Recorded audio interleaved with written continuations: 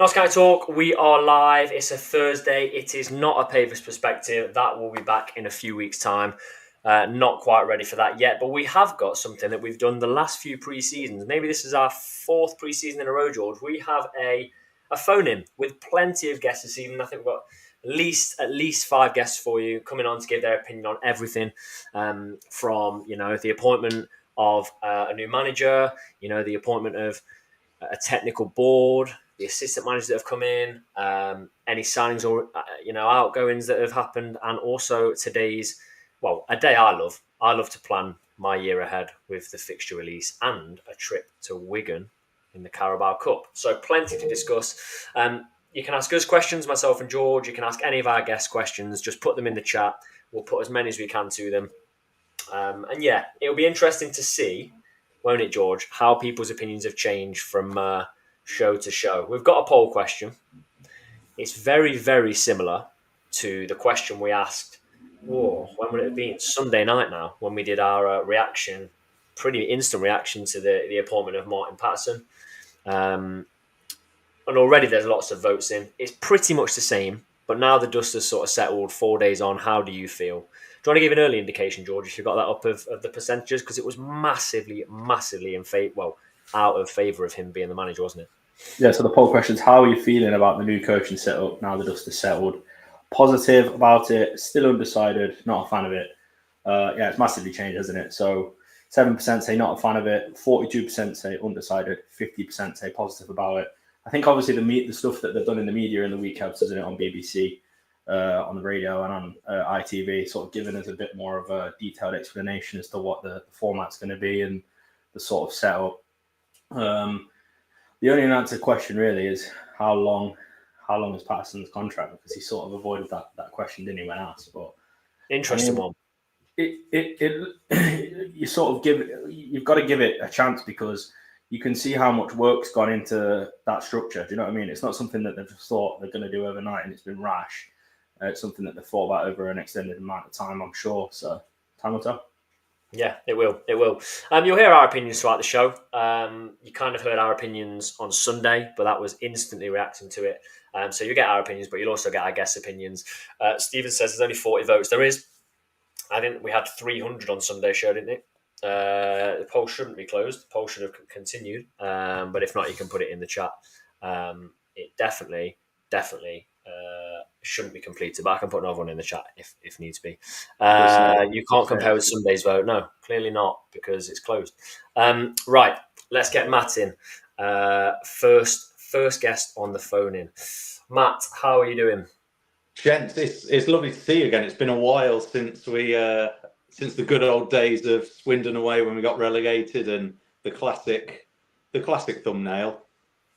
No lies, I actually watched a little bit of that video, maybe Tuesday. It just popped up. I was looking at the channel and most viewed videos, and it was down there. So just perfectly odd. Yeah, it was an interesting one. Basically, Matt, if a lot has happened in pre-season without a lot happening at the same time. So, what do you make of it? I think anyone that is really positive or anyone that's really negative is probably a bit biased one way or the other. You either want it to work or you don't want it to work, because realistically there's so many unknowns. There is no precedent. It is a new structure, it's new staff, it's a new way of doing it. So I mean, to sit here and say it's great, it's bad is really difficult, because no one knows. No one does know. It's not like it's not like you've got a big pool of research to look back on. If you sign a new signing or something, you look back on past seasons and say, oh, they got a great return, they couldn't do it at this level, couldn't do it at that level. You've got a manager that's managed 20 odd games, was it 25 games, and you've got a technical board which is the first season for them. I think one thing I was quite pleased with was actually the technical board being set up. I can see the difficulties with it, and I think one of the big question marks for me is that I don't know too many clubs who have appointed separately a manager, an assistant manager, and a coach. They are three separate entities. They haven't come in as a team. It's not like Patterson's come in and brought his assistant, or he's brought Slocum with him. They are very, including obviously ahead of the fitness and and player welfare side of it as well. They are four very separate entities coming together. However, I think one thing that Patterson said and Reitz has said it before is that we obviously have this football radar. We have a massive, massive pool of data and pool of research. So why aren't we using it? We should use it, and we should use it as much as we can. It's the little things in sport. It's the little things that give people advantage or clubs advantage. And there is absolutely no reason why we shouldn't be using that to its full extent. The question mark is it the right formula? Is it the right system using this technical board to get that data across? Do you think it's not a League Two thing though? Like I think is it Everton or Wolves have done something similar? I think Wolves. Do you think League Two should just be about? And I think George said something about this on Sunday. Should League Two be about picking up a manager that knows how to do it and get out of the league and worry about this later, or do you think there's a risk? Because I think our owners are pretty risk averse, and they've shown that in quite a lot of instances. Except this pre-season, there's been a few, like the risk of not giving Didsey more money and letting him go. Yeah, I mean, very quickly on McGoldrick, I'll miss McGoldrick. He was great. I loved him. However, the one thing I will say is, can you justify at any football club your top earner only being able to start 50% of the games and only be able to play maybe like 60, 70% of the games? I think McGoldrick was a fantastic player. I would have loved to have had him. However, I don't know if you can justify your top earner at the club only being available for 60, 70% of the games. So I don't have too much of an issue with the McGoldrick thing. What about impact on the dressing room though? Yeah. I mean, it does, but you've only got a certain amount of money. At the end of the day, a football club is a business, and we had some holes last year. I think it was quite obvious we had some holes. I think defence and goalkeeper were pretty solid. However, it was evident, especially in the top third, that we were lacking. We didn't score enough goals, especially tail end of the season. And the only way you can address that is by giving yourself more money to get the right players in. And if you are, like I said, if you put in reportedly $5,000 or whatever it was from McGoldrick a week, into a single player who may only start half the games, is that the best use of your finances to pad the squad out best you can? I don't know. So yeah, I mean that's kind of where I am with the McGoldrick thing. But in terms of the risk, I know you guys were talking about is it risky from the owners? I don't think there is. I think there is enough quality in this squad that even if this did not work, this wholeheartedly was a failure, it's just not a season of playoffs for me. I don't see a scenario where we are ever talking about relegation or anything like that. I don't see it. I think we've got too much quality in players like Jones, players like Jatta, Palmer. There is just too much quality in this squad. You might clip this when we're 23rd come May, but heaven forbid we don't. I see it as relatively low risk. In all fairness, I think it's quite telling that they don't want to talk about how long Patterson's contract is. I think we can pretty much read between the lines. It's probably a year with an option in favour of the club. We've not gone out and got someone who's sought after. We've kind of given a chance to someone who probably didn't have too much interest, and that's probably enabled us to do this 1+1. But I mean, one thing Patterson did say, just to come full circle on this, is that it doesn't really matter how long a manager's contract is. There aren't too many times you see a manager walk at the end of his contract or her contract. You tend to find that it's either extended or they're sacked. And so, does it actually really matter how long the contract is?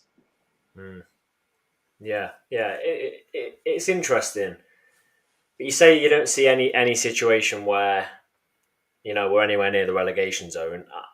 No. I agree. Although I would say with the tiny bit of hesitancy, I also had Carlisle finishing fourth last season, and they absolutely bombed it. But we're not a team coming down. We're not in that downwards trajectory. We've not got a hangover from a poor season at all. Yes, we didn't finish that well. You've got your own mascot. Yeah, I That's have. incredible. We've Black had and plenty white of as channel well. mascots. Fitting. Who's your favourite player? I'll ask him. Oh, no.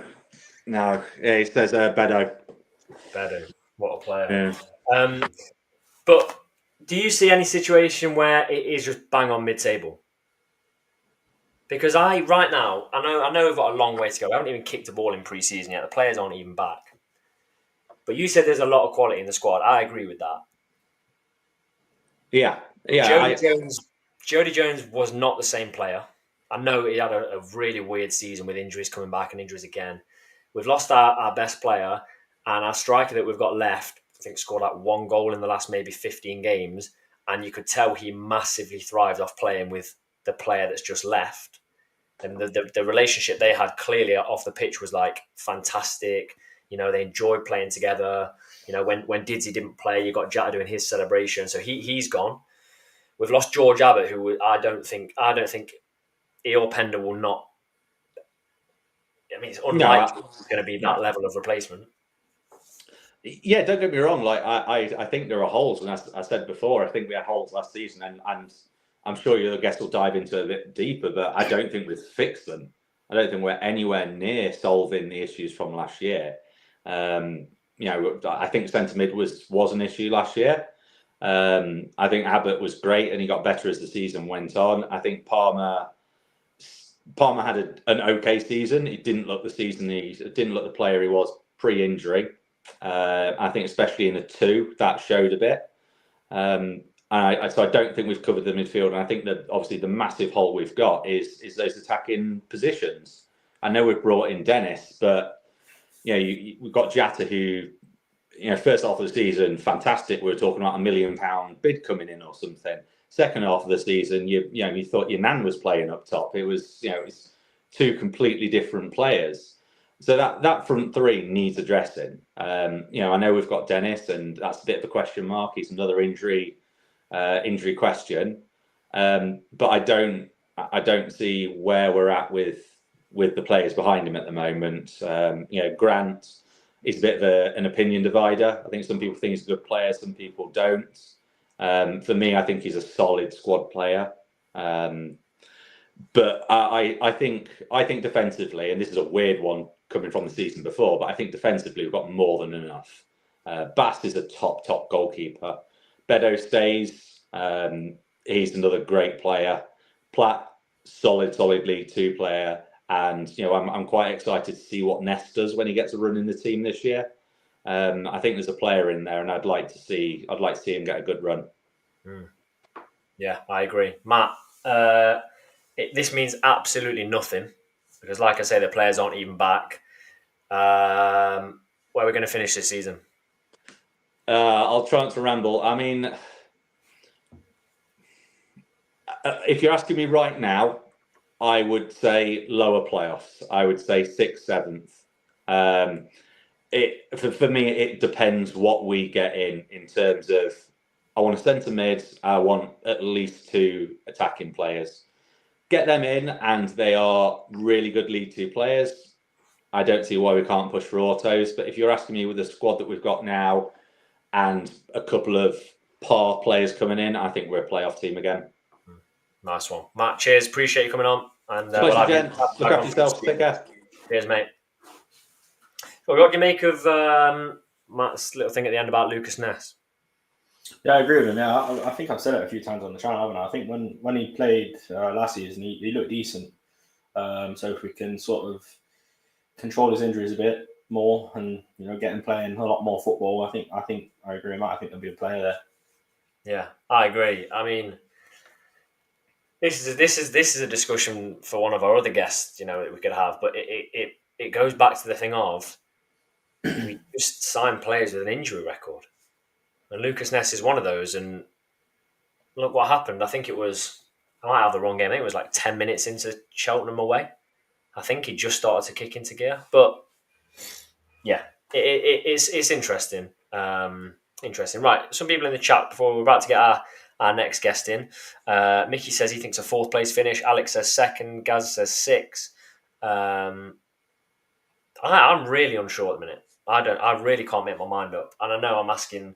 I know I'm asking Matt for one very early, but it's really difficult to make the call. Right. Let's get our next guest in. We have literally got people calling in from everywhere. So, Casey, mate, how are you doing? I'm good, mate. Thank you. Can you hear me all right? Yeah, we can hear you. We can hear you. Top. Thank you very much. Cheers for coming on. Basically, we've just spoke to Matt. I know you caught the end of it with Matt.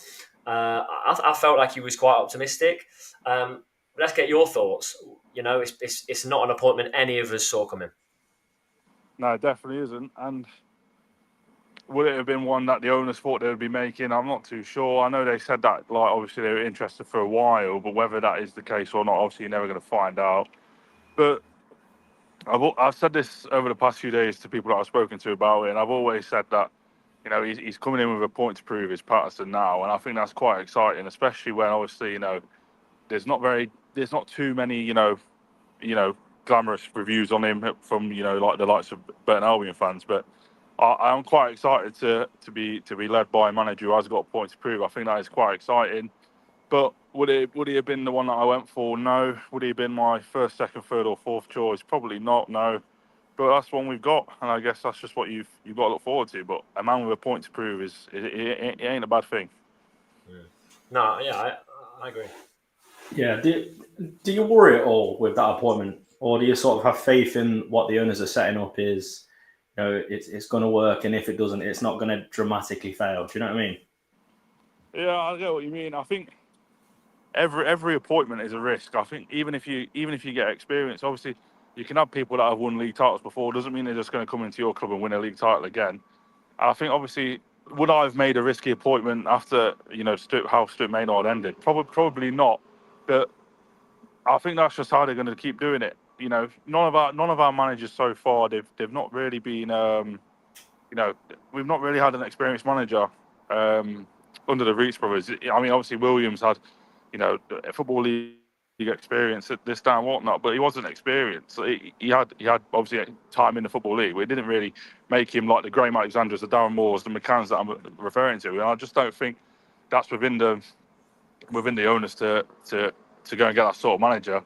I think obviously the way the tactical board and everything, that might have put a few people off, but it doesn't really worry me too much. I feel like the squad obviously still needs strengthening as well, don't get me wrong, but we have still got a lot of quality in there. Like, if you just take Didsey out, obviously we've lost Didsey. You know, we've still got Jack, we've still got Jody. The back line's still the same. We've still got Bass. We've still got a good squad.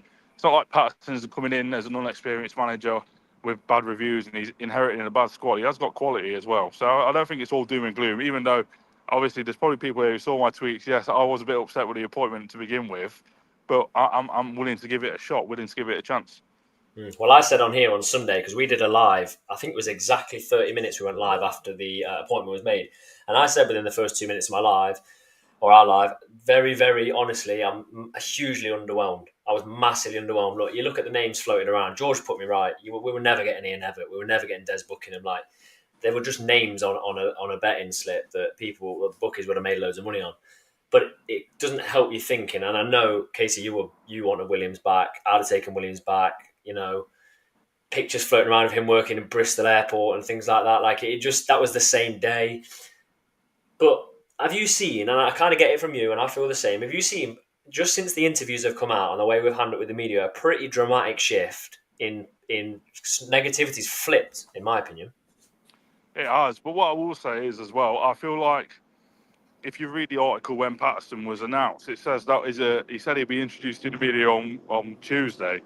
And obviously we got the interviews the day before, which I feel like maybe they had their hand pulled a little bit by the reaction. They wanted to get him in front of the cameras as soon as possible. But either way, I do agree with you, Tom. It definitely has shifted, and it's not just Patterson that they're doing interviews with. It's Edwards and it's Slocum. They've done it with everyone now. I feel like they've really tried to feed the narrative and every single coach has spoken about everything in them interviews that fans were questioning online. Obviously, the tactical board, I think every single one of them interviews mentions it at least once or twice. So they've obviously wanted to do it early and get the explanations out. But yeah, I definitely think there has been a shift in positivity. But I will say as well, and I'm pretty sure we're going to get onto it, but I'll say it right now. It's been 11 days, I think, since our last signing, which was obviously Kuyar. That's a little bit of a concern now. I know, we've still got a lot of time before the season starts, but, pre-season, the players back in tomorrow, pre-season starts at Elverton the week after. I would have expected a little bit more. But overall, I feel like there's definitely been a positive shift in since the appointment. Yeah. Go on, George. What do you make of Giles' departure? Well, to be fair, I don't want to come on here and speculate anything because obviously I know nothing more than the other fan or you two guys, anything like that. But it just seems weird. 11 years of service working with the owners, like they've said in the statement. And okay, yes, of course he could have been offered something else, and he's going elsewhere. But I just don't see how that's the case. I feel like whether there's no room for him on what they're trying to do anymore, I don't know. But I don't know. It just seems, especially all summer long when he was really, I know Tom said, obviously the booking odds are just names that they put on there for money, but he was on there as well. And I don't think he's on there for no reason, which is, again, why I think something might have gone wrong. Maybe he was promised a place that he hasn't got, who knows. But it's just to leave so suddenly after 11 years working with the people. I don't know, mate. It just suggests that something turned a little bit sour, but I'm not speculating anything, obviously. Yeah. It was strange, wasn't it? It wasn't mentioned. Yeah, it wasn't mentioned the day before in the press. Well, in the release when Patterson was appointed, and then was mentioned and then gone. Interesting, really interesting. You'd think, if anything, this model that we've got is kind of a more secure way of him working his way up rather than just being thrown in as an assistant. There's two assistant jobs, really.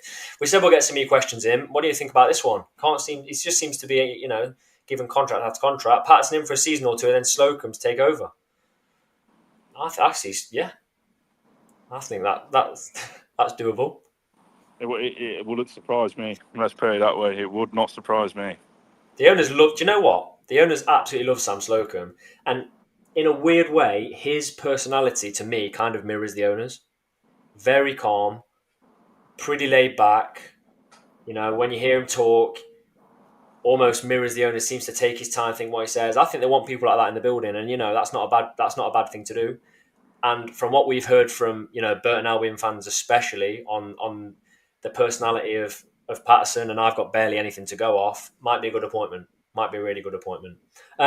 Casey, before I let you go, you would have heard me say this to Matt. I need a solid, put it out there, prediction of where we're finishing. Look, it's not really something I've thought of, too much at this stage. But I always look at Notts as a playoff side now, so I will go with playoffs as well. The only reason I say that is, like I said when I first came on, besides Didsey, there's not really been too many notable losses. Obviously, Didsey's a massive one, but we've been linked with a new player today who plays in a similar role to what Didsey would have played anyway. So obviously, it looks like we're going to replace him. There's still a lot of quality in the team as well. Yes, okay. The Patterson appointment was a bit underwhelming. Is he someone that is going to come in and automatically hit the ground running and get you challenging up there? Probably not. It's going to take time. But I think, the league's obviously competitive as well. There's some big spenders. But I just think Notts will always be in and around the playoffs. So that's what I'm going to go with. If we do get, a couple more quality signings, which I do think will come, I might be, leaning towards the top three, the Dizzy Arts, the top three. But after last season and my heartbreak with the top three, I'm not prepared to, go there just yet. Yeah, I told you after we lost at Walsall away with Cisse at wing back, I said we're getting top three, and I believed it. I really did believe it up until I think it was Cheltenham at home, wasn't it, when we got done by Worldy, and it all went. And have you given up on the dream of the Luke Williams return, or is there a reunion in the future? Oh, mate. You know what? To be fair, when the airport photos came out, that kind of told me it weren't going to happen. But I'm holding on to it. I've always said that, you know, he obviously left for the Championship, fair play, but he's definitely left with a story half written. I think one day he's got to come and, you know, run it back and finish his story. Yeah, maybe. Casey, cheers for coming on. We'll have you on throughout the season, mate, and maybe that Dizzy House of top 3 will come true. Who knows? Absolute pleasure, chaps. I'll see you soon. Cheers, mate. Cheers, mate. Here's something I've got a question for you, George, about the owners before we get our next guest on. Do they feel like owners that are going to go back in terms of not just a manager, but players? Have we gone back even for a player in their 6 years? Someone might be glaringly obvious. You know, other than Patterson in goal, who we loaned back in after he was recalled by Sunderland, have we gone back in for anyone? Not that I can remember. I can't remember anyone. I don't. I think these owners won't go back. It's short term though, isn't it? Really, when you think about it in football terms, they've been owners for 5-6 years now. It's quite a short sort of period, isn't it? But a period, you know, a football at the top of their game might only be 8 or 9 years. So yeah. No, you're right. But I mean, potentially, I can't see them being dead set against it. But I see where you're coming from. Dogs UK says Jody. Yeah, that was kind of the end of a contract, wasn't it? Right. We're going to get our next guest in. Someone you know is very knowledgeable. Been on the channel a lot on our monthly meetups. Gab, thank you for joining us. Really, really appreciate it. No problem. Always good to get, you know, a view of someone that's not attached to knots emotionally like we are. Looking at the odds, you would have heard me talking to Casey there. Brian Prisk. The Brian Prisk that's won things, you know, won league titles and things. You've got Luke Williams, Des Buckingham. Who else is on that list? There was a lad in Sweden you were linked with for a while, wasn't there, Tom? Yeah, there was. I can't remember who it was. There was. You've got the name as well. The under-21 Danish coach who almost got them to beat France in the under-21 competition. And then at 6:30 on Sunday, from absolutely nowhere, we have Martin Patterson, who I know from his time at Barnsley as Matty Patterson. Burnley as a striker, Matty Patterson. Didn't know he'd even become a manager. And then we're like, what's going on? What was your gut reaction? Because I can tell you from almost every other fan I saw was like, what are Notts doing? Yeah, there was part of me that felt a little bit of that, Tom. I'm sort of sitting in the unknown right now, and I'm kind of almost wondering if you two can help me out a little bit, or maybe we can help out each other, because I've built up a lot of faith in the Reitz brothers over the last few years from the outside, because I think their processes are very meticulous and very sharp. And that's not me just saying that because I believe in their processes. It's actually delivered results that have improved season on season, regardless of how you judge any individual season or manager, or where we might disagree on certain things. Things have improved season on season. And in that sense, I think they've built up a lot of certainly goodwill and a little bit of faith that, you know, these people know what they're doing. But there's two things that I'm a bit apprehensive about, and I think the combination of them has me a little bit apprehensive about this season, because on the one hand you've got a manager head coach in Martin Patterson, who hasn't had a permanent really stint as a number one other than a few months at Burton. Has been an assistant to Michael Duff at, I think, 3 clubs. Not quite sure. I think he's had mixed reviews. Has had the reviews of being quite a confrontational character, if you like. So it's going to be intriguing. Hopefully he's learned some of those lessons, as he's alluded to in his interview. But in terms of stylistic fit and coaching pedigree, I'm not quite sure about that one. I don't think, like Casey said, it wouldn't have been for my first choice. And then this technical board thing, which I can see what the intentions are behind that in terms of supporting the manager, the head coach, and the kind of group thinking. But also I'm wondering if it might be a bit intense and put a lot of pressure on the head coach as well. So it could have an unintended effect as well as the intended one. So those two things I'm feeling a little bit unsure and a little bit shaky about, but I'm trying not to go against all my faith that I've built up in the Reitz brothers, because I do think they've earned some goodwill. So I don't quite know where I am, and I'd love to hear where you guys are at with it. That's interesting. I think to be honest, I'm in a similar position to you, Gab. I'm really unsure. Obviously, we've how it's going to go on. And it's one of those for me where I've said it a few times now. Time's going to tell, isn't it? And it's going to be very telling. I know Patterson said it a few times now. Don't judge me now. Judge me after 10 games. So he seems fairly confident. My sort of something that I've been pondering over the last few days is this structure been set up to support the manager more than it's been set up to sort of protect the club? Because you feel like, if there's a success or there's a failure, is it easier to replace someone in that structure than it is to replace sort of a whole coaching staff if you have to sack a whole coaching staff that's attached to sort of head coach or vice versa? Do you know what I mean? Because I think there's no way. I mean, yes, they plan for every eventuality, and they are owners with sustainability in mind, and everything's measured. But I don't think they envisaged us losing Stuart Maynard through sacking him. I thought they probably saw an Ian Birchnell or a Luke Williams scenario where a club higher up might have wanted him. I think that, and there's Matty Saunders, who's gone as well. I think that they've probably shed a lot of money there. So yeah, I'm same really question as George. Surely it's a cheaper way of doing things as well. I don't know. It's questionable. Yeah, I think I'm just trying to put myself. I'm trying to work out, because what I'm worried about is the fact that it's never been done before. This technical board thing doesn't mean we should write it off entirely, even if I feel like a kind of initial skepticism, if you like. But on the one hand, it's like you're talking through decisions and trying to come to those conclusions together. And I like that impulse. However, the fact that the owners are going to be in at some of those pre-match and post-match meetings, what I'm apprehensive about is it going to put pressure on the head coach to make the decisions that are suggested to him? Because if he declines the advice and goes down a different path and that doesn't go well, is that going to come back to him on the post-match meeting, and it's going to feel more and more intense, and he's actually going to start questioning his decisions and think, should I do this, should I do that? And actually, sometimes you want a manager to be more in a place of, you know what, we trust your judgment, you don't really need us, you're the guy that we've hired to make these decisions, we'll trust you and we'll give you the space to make those decisions. So I can see it both sides, but that sort of intensity and that pressure I could see becoming a challenge, depending on how things go and what the relationships are like. Yeah, what I've really, I quite like the Patterson interview. I don't know if you've seen it. It was a 22-minute interview, and it was really slow-paced. And what we'd heard is, we're getting a character in that's quite erratic, very emotional, and then we released a 22-minute, really slow-paced interview. Really got to know him quite well. I really like that.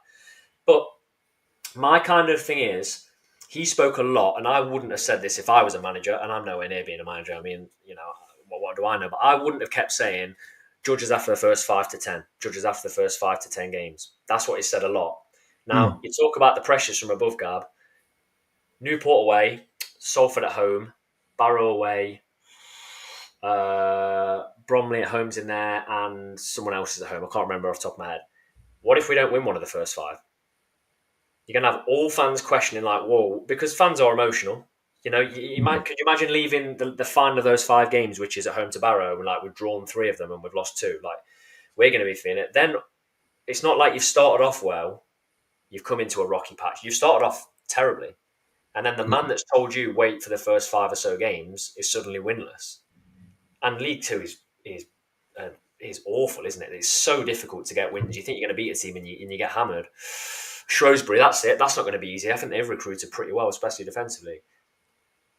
So, yeah, there's a lot of pressure there, I think. My other concern is, I don't know how you see this, George, as well, and Gab, the players know Sam Slocum, and they know him really well. I'm thinking Matty Palmer knows him really well. Jody Jones knows him well. They've been in that team a long time. Mm-hmm. You have to have 100% transparency, because what if, I'm not saying anyone will do this, what if one of the players goes to Sam Slocum? I'm not sure about this Patterson guy. I don't like his training. I'm not feeling it. Well, you have to share that with him. You can't keep. I don't think it works unless everyone is not even 99% transparent, 100% transparent on that sort of coaching structure. That's my 2 concerns about it. Does it work without transparency? It doesn't, does it?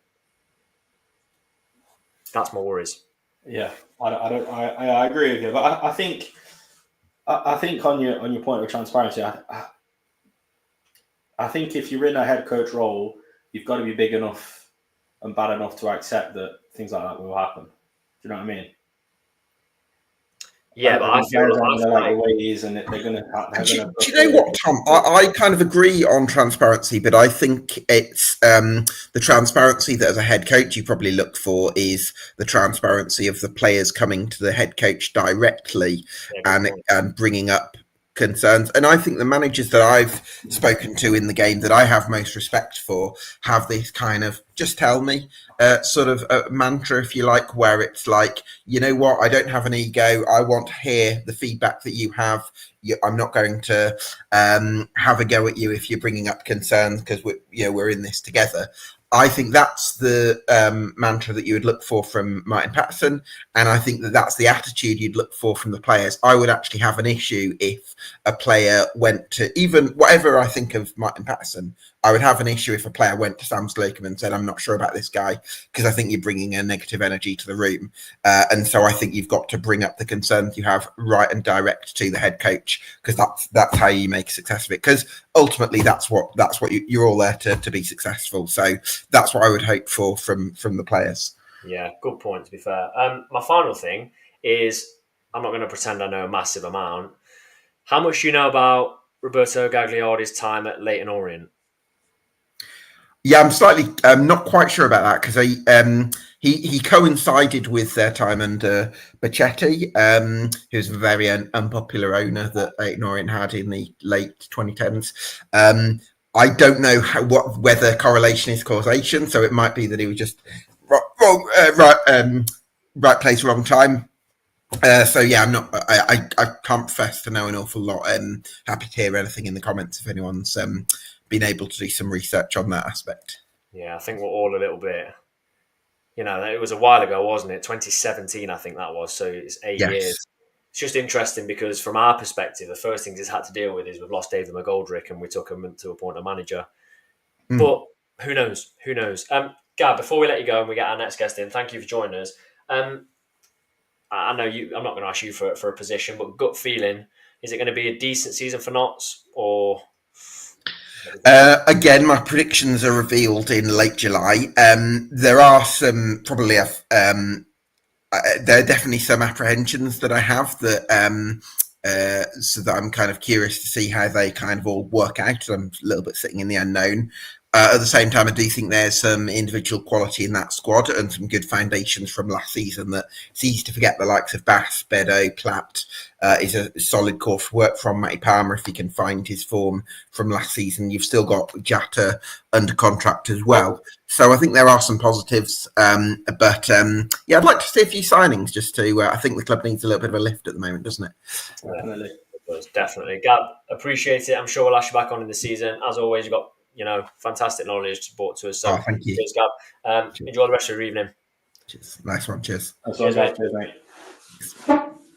Okay, we've got some more guests to bring in. I see them waiting there. So we're going to bring in our next guest. Should we talk a bit about sort of, Gab alluded to there, should we go on about the signings a little bit more now and the squad? We've had a good talk about, Patterson and the technical board and things like that. So, Ian, how are we doing? Good evening. How you doing, lads? Good to see you. Yeah, good, thanks. I know you were there to catch the last bit of sort of what Gab was saying, and almost the last thing he said is he would like to see signings. I'm sure the whole of the fan base echo that, and I'm sure you feel the same. Yeah. I'm looking at the squad, and obviously we've made 4 signings so far. I think the squad is looking fairly good, personally. I know that might be fly in the face of what some fans think. Defensively, I think we look strong. We probably need to add another centre half and obviously a backup keeper. Midfield for me is where we probably need to strengthen the most. I know a few people have said that already. We have strengthened in the midfield, but I think there are question marks on fitness. So Scott Robertson, can we get a season out of him? If we can, then I think that will help Palmer flourish more as a player, because I think he will be a better player alongside Robertson. Or do we get somebody to replace or to play alongside Robertson, and sort of push him for a place? Wing backs, I think will look really strong. If we can get Jody Jones back on form this season, which I'm sure we will, and Jarvis, I was really impressed with Jarvis last season. I think if we can get the best out of them two, then there'll be a match for any defence in League Two. Do you think do you think we're going to stick with wing backs then? Do you think the system will change? Because I would love to see Jody and Jarvis allowed to just attack. I would, yeah, and I think that was one of my key takeaways from last season. It's playing players in a position that suits them, that gets the best out of them, and if we can do that, if we can find a way to utilise their skill set the best, then for me, if I was a manager or the head coach, I'd have them two definitely as wing backs, because they will just cause absolute carnage for opposition defences. And if we can get them putting balls into the boxes, then it doesn't matter if it's Jatta or I'd like to pick up on Traore as well, because there's not been a lot said about him so far this evening. I'm really keen to see how he'll progress this season under a new sort of coaching system, because I think he's going to come really good. We saw flashes towards the tail end of the season, and it's kind of unfair to judge him too much, because obviously when he was playing we were kind of hitting a poor run of form, but I think we're going to see a really good player out of him next season, and who knows, maybe alongside Jatta or in a three. But I'm really looking forward to seeing how we can get the best out of him. We don't really pay for a lot of players under these owners. To be fair, not a lot of League Two teams do play. The fact we paid for Traore tells you, I think, when we signed him, I think they went for the kind of same thing they did with Jatta and hoped he would bed in. Yeah. And at the time, we've got to remember, Jatta was banging the goals in, wasn't he? He'd not long scored sort of 2 in 2 minutes against Bradford, and he'd scored some important goals. And I think they were just going to do the same transition. Jatta will probably be gone in the summer. Let's bring Traore in. The closest he's come was the first 3 minutes of his debut against Port Vale. Yeah, when he hit the bar. Which would have probably changed the course of the season, because it would have meant that, they didn't gain points on us, and who cares about last season anymore? But I agree. I think there's got to be a reason there. We definitely saw when he got the ball, when he had his back to goal, his hold up play, his passing, his intuition, his understanding who was near him, I thought was really good. Obviously, he's a striker, so we want him to score goals. That will be the key as well. If he does start, or if he's on the bench in the first few games, if he can get a goal early doors and Jatta, then there's no reason, I don't think, why either of them can't be getting 15, 20 goals next season or more. Yeah. Do you have any concerns about potential outgoings? I know you talked about Jatta there. Someone like maybe Platt, Bedu. That would leave a massive hole, wouldn't it? I mean, I've been a Notts fan for a long time, and we're in a position now where we're having lots of conversations about other teams from higher leagues that want our players. It's not always been like that. So in a way, it's a bad thing, because you're worried about losing your best players. But in a way, it just shows that we've recruited really well over the last sort of 18, 24 months.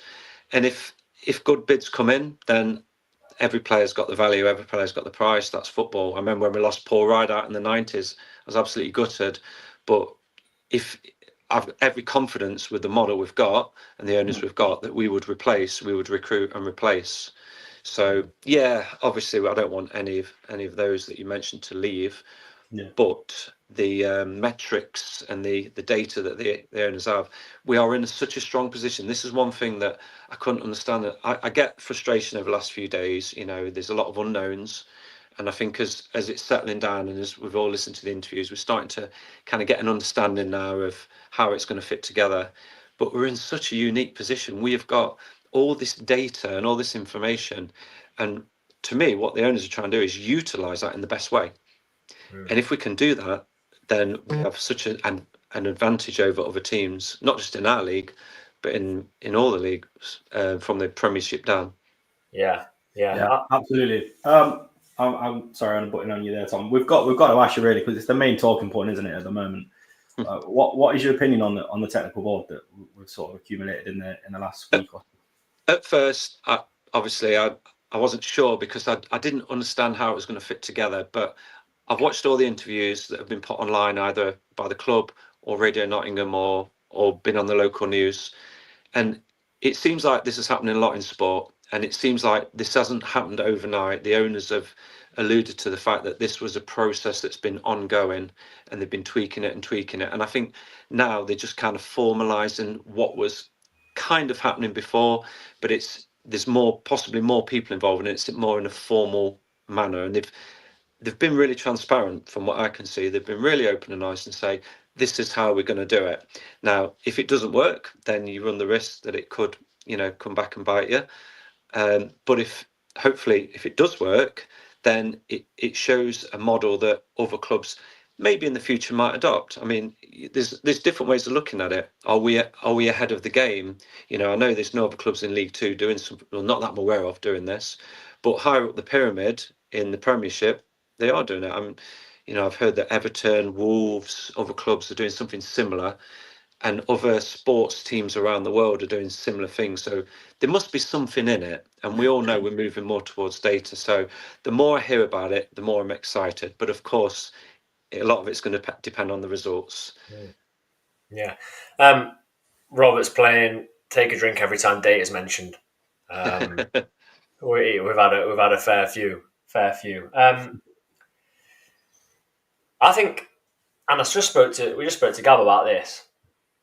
So he talks about the first 5-10 games. I think those first 5 are pretty kind as this league comes. We've avoided MK, we've avoided Chesterfield. I think they're going to be 2 really big teams this year. We've got a horrible December. We've avoided, some really good. Shrewsbury, I think, are going to be good. And Barrow away is always Barrow away, isn't it? It's always horrible. But I think it's a decent first 5. I haven't really actually sat down in depth, been at work today. I haven't fully sat down and looked at it. December, as I said, is difficult. Christmas, those periods, the 26th of December, Chesterfield, the 29th MK. You could look at 6 points there or none. I know there's in between, but it could go either way with those. And yeah, I just think they're very strong sides. What do you make of him? I haven't really asked you about Patterson, but him giving that watches after 5 or 10. I think it's a good move. Puts pressure on himself, but he might thrive on it. He does. Yeah, he has put pressure on himself, but I thought his interview, he used the word honest a lot, and I think he has been really, really honest. He says he's learned a lot from what he's done in the past. I don't know what to make about that comment. It's one of them that is he saying that because he just wants people to understand that he's very aware of how people might perceive this move. Yeah, I don't know. It's hard to say with that one because it could go either way. If we have a really good start, then are people then going to say, what about the next 5 games? What about the next 5 games? I think the owners take more of a long-term view, which they've mentioned in a lot of interviews. So they probably might look at it in a different way. They might be looking more over a period of a season and trends within that season. So yeah, I'm not reading too much into that 5 to 10 games comment. I'm focusing more on how the technical board will work, and I'm focusing more on how each individual within that will what strengths and what knowledge they'll bring to the table. Right, yeah, good point. Ian, I've been cruel to the other guests, apart from Gab. I've asked them for a league, prediction. I'm going to be even more cruel to you. I want a number. I want a number before a ball's been kicked, and then we're going to hold you to this for the whole season. Okay, I'll say 5th. 5th. Fair enough. Right now, I'd snatch your hand off for 5th. Ian, really, really appreciate you joining us. Cheers for your input. Great to have you on, and we'll have you on later in the season. Thanks a lot, lads. Take care. All the best. Right, one more guest. You'll know him. Lovely lad. We actually told him the show was at 11:15 to make sure he was here. We've got him. It's Jordan. How are we doing, mate? I'm good, thank you. How are you both? Yes, very good, mate. Very, very good. It's been interesting since you were last on the channel. Loads. Yeah, it's been a while. It has been a while. But really, I just want your thoughts.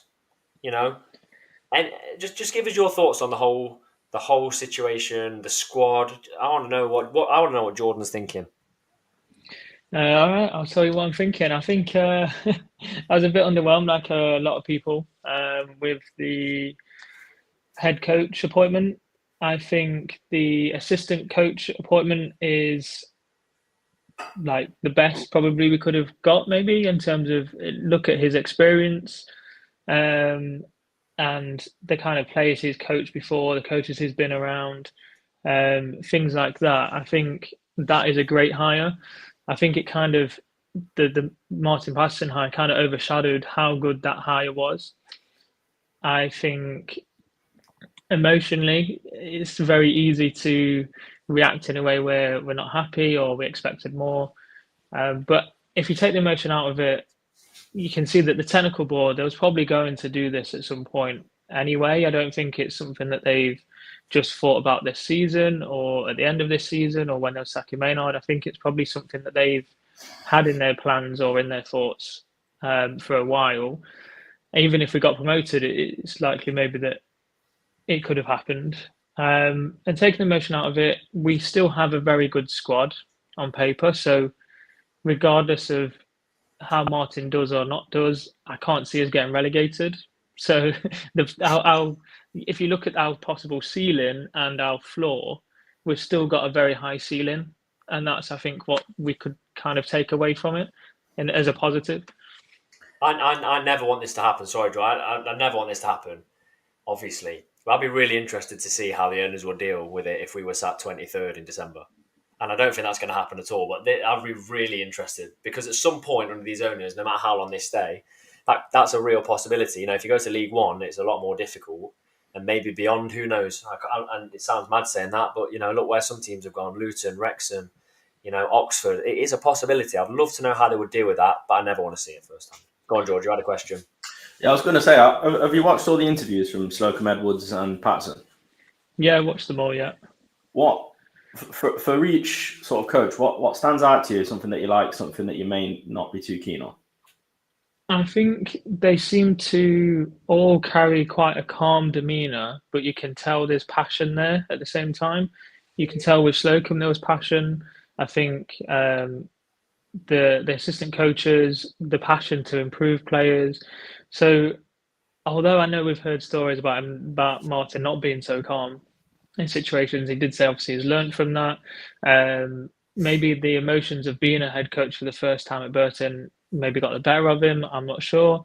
I think he may have looked at his behaviour and now understand kind of the best approach, the best way to react to things, the best way to approach things. And let's not forget, he's been in the game a long time as a player and also as a coach before, a manager or a head coach. So he will have been around those kind of players, those kind of people before. He's not new to the game. But if you just got your first head coach job, you may have overdone it a little bit sometimes. Like if one of us got a good promotion and we've been trying to get that job for a while, sometimes people go into them and maybe they take things a bit too far or they act in a way that isn't like them because they're so caught up in the emotion of it or like the kind of where they are that they kind of forget to be a bit grounded. I don't know. That's all just kind of thinking of how he is. But to be fair to him, he did say when he came in, which is very different to us, he was left to deal with everything. A loan window, a team on the slide. He's got a pre-season here and he doesn't have to worry about the signings. And obviously, if you've applied for this job and you take this job, you're absolutely fine with that. You just work with the squad you've got. So I think it's actually, the more I think about it, it's very hard to judge him, like a lot of people have said tonight, on that Burton stint. Yeah. He said a few times that he recognises the squad was not that level. He was very much thrown in at the deep end. I think he's coming from a coaching background where all he's had to worry about is taking training sessions, really. Do you know what I mean? And then having to go into a team where they're fighting relegation, they've not got the most amount of money to get players, and he's having to do everything. The emotion that he probably shown and the way he probably reacted in some of the presses was probably the stress of having to deal with all that after not having that much stress in his life, well, previously, like in terms of his roles. So it was probably a massive learning curve to him. Look, we can only now judge him, I think, on what he does at Notts. I know, like you were saying, the 5 to 10 games, and you said about in December if we were in a bad position. If we look at the owners, they haven't really made a bad decision since they've been here, and if they do make a decision that it doesn't work out, I do think they actually act quicker than maybe we realise. We look at Neil Ardley. I think they moved on at the right time with Ardley. And I think Maynard, they was right to give him a full season to see how he got on. And look, they moved on quicker. We all sat here at the end of last season and probably thought, yeah, he should go, but we didn't think the owners would do that. And they did do it. So we kind of have to give them credit to say, okay, we've got our worries and kind of we can be a bit worried, but if it goes a bit pear-shaped, we know they'll take action. So I think we're in safe hands if it doesn't go very well. So that's kind of given me a bit more comfort after watching the interviews and kind of just thinking about it a bit more logically. Yeah, and here's a question: 1-word answer from each of us, and possibly a 2-word answer if we need to. Do we need a new captain, George? It's either and who's that? Who is that? Platt or Bedu, I think. George? I would love Bedu because, yeah, every time he was on that pitch, he always gave 110%. I'm going to say yes, Platt, or like we did it with Carl Cameron and it worked, Norburn. But are you going to give it to a player that's not fit for the start of the season? Probably not. Yeah, it'd be hard for him to kind of get involved with the group and bed himself in and kind of take over that leadership role while he's injured. It would. Right. I've also got something that's been interesting to me. It can be a couple anyone from current, the squad last season to a youth player to a new signing. A couple of players that you're really excited to see how they do this season. Cerula. I think he was amazing last season. It was just a bit unfortunate that he wasn't fit for a lot of it, for a proportion of it. I think he makes a lot happen in the team, but yeah, I just wish he played more. And the loanee from Huddersfield, I think, is quite an exciting prospect as well. I'm going to go Cerula again. Thought it was great last season, and Robertson. The two players you're most looking forward to seeing this season? Not most looking forward to, really. If I phrase it that way, I'm just really, really interested to see how Robertson plays. I think Jarvis. I know what I'm going to get from Jarvis. What about Jones? I know what I'm going to get from Jones. I do want Jones to come back in and kind of hit the ground running and really, find his form again. But I think it's a big season for Jones, and I think if he stays fit as well. It'll be an exciting season. I think if it works out if it works out the best possible way, it'll be a very exciting season from what we've heard. If what they're saying does come to fruition in terms of style of play and stuff like that, I think a lot of players will have very good seasons if that happens. We're either getting a 46-game season from Scott Robertson or a 3-game season. There's no in between. And the other one I'm going to say before you say yours, George, is Patterson was a decent striker, scored scored some championship goals. I remember him, I was saying to Gab, I remember him at Burnley. I'd like to see what he could do with Traore. And Jatta, to be fair. Yeah, I'm struggling to whittle it down, to be honest with you. There's so many that I can think of. I think, like I say, Robertson's a shout. If we can get a good run of games out of him, I think we could have such a quality player because he is that sort of, for me, player we lacked last season that, he's going to get stuck in, not afraid to get a yellow card, probably more of a leader than what we sort of had last season. But obviously we have Abbott in as well, don't we? Jarvis, for me, giving him like a good run of games, it excites me a lot. I think we could see some serious qualities from him. Like you just said, Tom Traore, we paid a fee for him, like you say. There's so much unknown. A little bit underwhelming, I think. But again, he wasn't really given a run of games, was he? And Dennis, it'll be interesting to see how Dennis comes on. Even Jatta, like you said, Patterson, formidable striker. Will he benefit from being coached by someone like Patterson and improve. So there's so many for me, so many. Yeah. Jay Lever says enough of this small talk. When's the kit launch? It's always late with Knots. Always. Yeah, I'm hoping if it's not already, it's the last Puma kit. Yeah, How many years do we still have? Do you know? Probably about 50. Yeah, it's 50. It's 43. 43, and then and they've got rights to the away kits for the next 40 years after that. So we're locked in for a long time. It's going to be black and white. Away kit colour is going to be green. I'm calling it now. I do want a green and gold away kit again. I think they're nice. I like the purple. I won't mind sticking with the purple again. Yeah. Fair enough. No, Jordan, move away from pastel colours, I reckon. Yeah, this like is that blue, and it is nice, but that is nice. It's not as pastely. But I don't lilac one. I don't think green should be a kit colour. No, clashes with the pitch. It's your problem, isn't it? To be fair, yeah, you might be right, but I'm not going to change my mind. Jordan, I'm going to be as cruel as I was to Ian. I want a number, and it's a league position. It's difficult. I think, like I said, the ceiling and the floor, I think, are some way apart, but they're not bad places. Can I give you a floor and a ceiling? Right? Yeah, go on then. Floor 13th. Okay.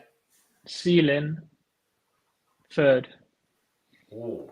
I'd be interested in yours, George, right now, because obviously that gap will close as the season goes on. That's it's a good way to put it, George. You bring a lot to this channel. Cheers. You are the producer that no one knows about. Ghost producer. Yeah. I'd say, well, go on. You go first. Yeah. At this moment in time, I'd probably be on the same line as Jordan, but we're literally 2 or 3 really, really exciting signings away from the ceiling being all the way up there, aren't we? Yeah. And I think surely we can't have a full week without a signing. We went 4 months without a manager, so. So it's an exaggeration, Jordan. I think ceiling is second. And I know I said MK would win it last year, but their squad is absolutely ridiculous. Like, if they don't finish first, I know this is obviously stupid to say, if they don't finish first, they've failed. Yeah. Regardless of promotion. 100%. Nathaniel Mendez-Lang is a ridiculous signing for this level. He played like 40-something games for Derby last year. So is that Aaron Collins as well. They paid massive amounts for him, haven't they? Yeah. Could you imagine? And I think we've got good defenders. I think they will cause like the likes of Bedu and Matty Platt problems, serious problems. So I'm going to say ceiling is second. I'm going to say